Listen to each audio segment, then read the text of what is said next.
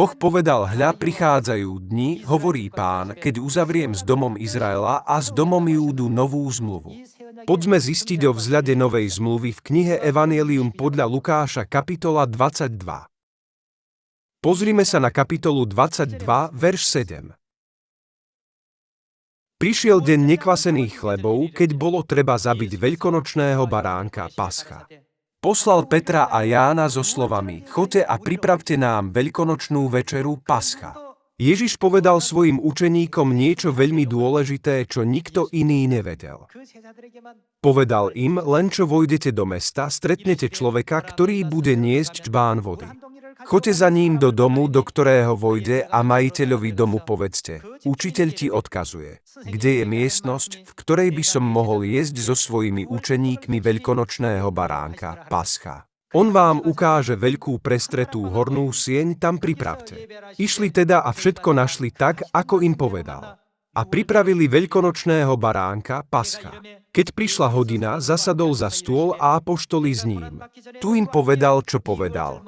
Veľmi som túžil jesť s vami tohto veľkonočného baránka, Pascha, skôr ako budem trpieť. Stvoriteľ musí mať dôvod, prečo to tak veľmi chce. Kto by po niečom túžil, čo je bezcenné a bezvýznamné bez dôvodu? Neukazuje výraz veľmi, aký vážny bol. Preto Ježiš povedal v knihe Evanjelium podľa Lukáša kapitola 22. Veľmi som túžil jesť túto paschu. Prejdime k veršu 19. Potom vzal chlieb a vzdával vďaky, lámal ho a dával im, hovoriac: toto je moje telo, ktoré sa dáva za vás. Toto robte na moju pamiatku. Podobne po večeri vzal kalich a hovoril: tento kalich je, čo je to. Nová zmluva v mojej krvi, ktorá sa vylieva za koho? Vás. Asi 700 rokov predtým, ako nám Ježiš dal toto slovo, prorok Jeremiáš prorokoval o pravde novej zmluvy. Boh predpovedal, že taká vzácna vec vyjde o 700 rokov neskôr. Avšak, keďže je to také vzácne, čo robí Satan? Odnáša to.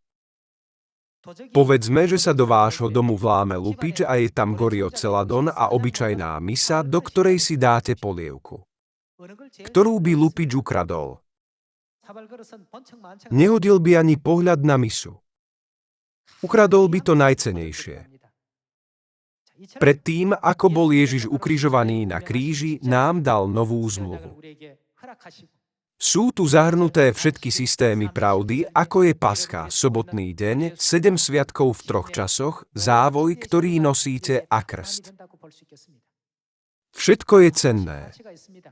Všetky veci boli ustanovené, aby nám dali požehnanie. To platí aj o kázaní a modlitbe. Takže v novej zmluve sa každý aspekt, bez ohľadu na to, aký veľký alebo malý, považuje za cenný. Každé učenie pravdy má nesmierny význam.